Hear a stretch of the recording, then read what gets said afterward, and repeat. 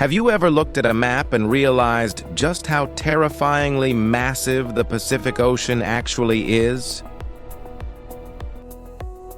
If you were to draw a straight line from the shores of Asia all the way across to South America, that distance is so mind-bogglingly huge that you could line up 5 whole moons side by side right across it. We often think of Earth as a planet of vast land masses, but the Pacific makes our continents look tiny. In fact, you could take every single piece of land on Earth, mash it together, and drop it right into the Pacific. And you would still have enough empty ocean left over to casually drop in 23 copies of Texas. When you look at our planet from the right angle out in space, it barely even looks like Earth anymore. Flat maps deceive our brains, stretching the continents and shrinking the oceans at the edges. But on a true 3D globe, you can clearly see that this single body of water devours an entire third of our planet's surface. And it's not just about how wide it is. The Pacific hides the most extreme drops in the Earth's crust, like the Tonga Trench. Or the Philippine Trench, where the ocean floor suddenly plunges into absolute crushing darkness.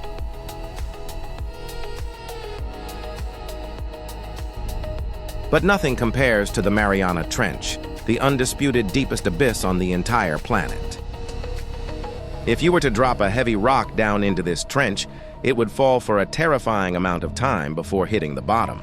To put that depth into perspective, you could take the entirety of Mount Everest and sink it all the way down. Then stack 2 massive Burj Khalifas right on top of its snowy peak. Add 1.5 Eiffel Towers to the very top, and you still wouldn't break the surface of the waves.